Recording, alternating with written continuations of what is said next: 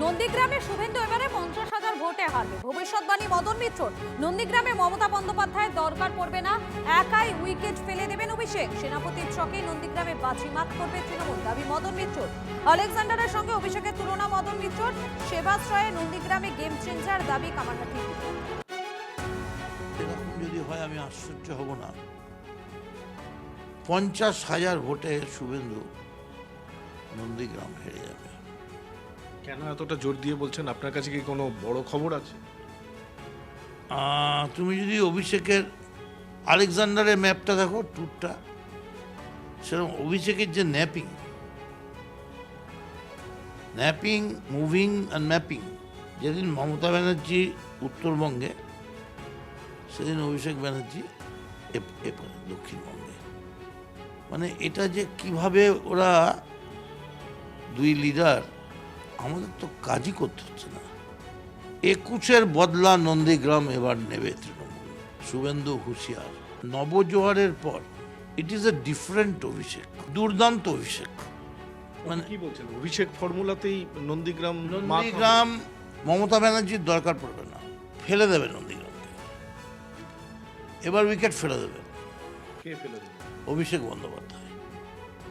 তার জন্য কি করতে হয় সেটা অভিষেক বন্দ্যোপাধ্যায় জানে, বলবেও খুব তাড়াতাড়ি। নন্দীগ্রামের যারা অসুস্থ তারা দেখাতে গেছে সেবাশ্রয় ক্যাম্পে। এর থেকেই বোঝা যাচ্ছে যে শুভেন্দুদের the last resort is Sebashray. সেবাশ্রয়েই এসে সবাইকে চিকিৎসা নিতে হবে। সেবাশ্রয়টা যে কত বড় চিকিৎসার, কত বড় বিদ্যালয়, এটা বুঝতে পারি। অনেক বড় বড় চিকিৎসা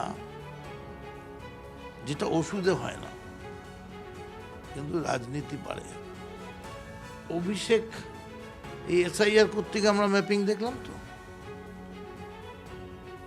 অভিষেক এমনভাবে তার ম্যাপটা করেছে যে পশ্চিমবাংলার এক বিন্দু মাটিও কিন্তু বাদ থাকছে না। প্রত্যেকটা জায়গা ও স্পর্শ করছে, অক্লান্ত পরিশ্রম করছে। আচ্ছা, মদন মিত্রের কানে কি ওই জল্পনাটা এসছে? একটা জল্পনা নিয়ে আলোচনা চলছে, নন্দীগ্রামে প্রার্থী হতে পারেন অভিষেক বন্দ্যোপাধ্যায়। নন্দীগ্রাম ঘায়েলের আমাদের অস্ত্রের নাম অভিষেক। যেমন ব্রহ্মাস্ত্র, সেটা হচ্ছে অভিষেকাস্ত্র। অভিষেক নামক অস্ত্রেই এবার বধ হবে নন্দীগ্রাম। শুভেন্দুবাবু তো আরো বড় ডাক দিয়েছেন, বলেছেন উনি ভবানীপুরে মমতা বন্দ্যোপাধ্যায়। পিপিলিকার পাখা ওঠে মরিবার তরে।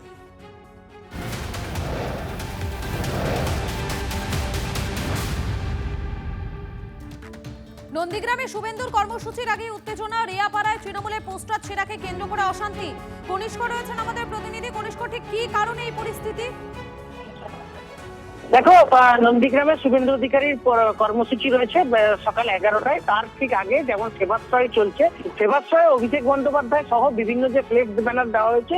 অভিযোগ যে বিজেপি আশ্রিত দুষ্কৃতীরা রাতের অন্ধকারে সারা রেয়াপাড়া সহ বিভিন্ন এলাকায় মমতা বন্দ্যোপাধ্যায় এবং অভিষেক বন্দ্যোপাধ্যায় যে ফ্লেক্স দেওয়া রয়েছে এবং সেবাশ্রয়ের যে প্রচার রয়েছে সেইগুলোকে ছিঁড়ে দিয়েছে, এমনটাই কিন্তু অভিযোগ। সব মিলিয়ে পুরো বিষয়টা নিয়ে রাজনৈতিক উত্তেজনা তৈরি হয়েছে, যদিও পুরো বিষয়টা বিজেপির পক্ষ থেকে অস্বীকার করা হয়েছে।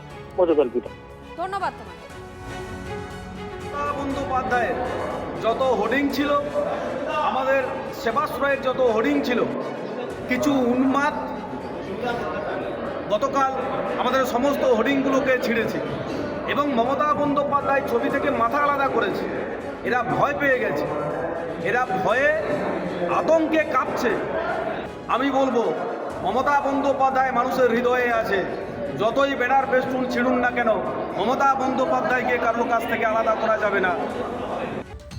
বুড়িগঙ্গায় ডুবলো বাংলাদেশি বার্জ, চরে ধাক্কা মেরে ডুবতে থাকে বাংলাদেশি বার্জ এমভি তামসিদ নাসির। কচুবেড়িয়া এবং লট আউটের মধ্যে দুর্ঘটনাটি ঘটে। রাতে 11 জন নাবিককে উদ্ধার করে বাংলাদেশি বার্জে তোলা হয়। ফ্লাই অ্যাশ বোঝাই বার্জ ডুবে যাওয়ায় নদীতে দূষণের আশঙ্কা।